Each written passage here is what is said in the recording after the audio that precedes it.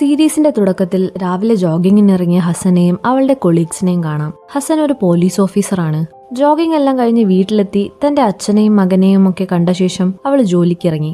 ലണ്ടനിലെ ഒരു പ്രതിഷേധത്തിന് വേറെ പ്രശ്നങ്ങളൊന്നും ഉണ്ടാവാതെ നോക്കുന്നതായിരുന്നു ഇന്നത്തെ ഡ്യൂട്ടി. പ്രതിഷേധക്കാർ എത്ര പ്രൊവോക്കേറ്റ് ചെയ്താലും ഒന്നും ചെയ്യാതെ നോക്കി നിൽക്കണം എന്നായിരുന്നു അവർക്ക് കിട്ടിയ ഓർഡർ. അങ്ങനെ പ്രതിഷേധം വലിയ പ്രശ്നങ്ങളൊന്നും ഇല്ലാതെ പോകുമ്പോഴാണ് ഹസൻ ഒരു കാര്യം ശ്രദ്ധിച്ചത്. അവിടെയുള്ള ഒരു വേസ്റ്റ് ബിന്നിന്റെ പുറകിൽ 10-16 വയസ്സ് തോന്നിക്കുന്ന ഒരു ഏഷ്യൻ പയ്യൻ ഇവളെ തന്നെ നോക്കി പരിങ്ങി നിൽക്കുന്നുണ്ട്. പെട്ടെന്നാണ് ആ സ്ട്രീറ്റിലുള്ള എല്ലാ ഇലക്ട്രിക് പോളിലെ ബൾബുകളും ഒരുമിച്ച് പൊട്ടുന്നത്. അതോടെ ഹസന്റെ വോക്കി ടോക്കിയിലെ കണക്ഷനും കട്ടായി. പെട്ടെന്ന് ആ പയ്യൻ ഒരു പിസ്റ്റളും കയ്യിലെടുത്തുകൊണ്ട് അവിടെ നിന്ന് ഓടാൻ തുടങ്ങി. ആരെയും ഹെൽപ്പിനെ വിളിച്ചിട്ട് കിട്ടാത്തതുകൊണ്ട് ഹസൻ ഒറ്റയ്ക്ക് അവന്റെ പുറകെ ഓടി.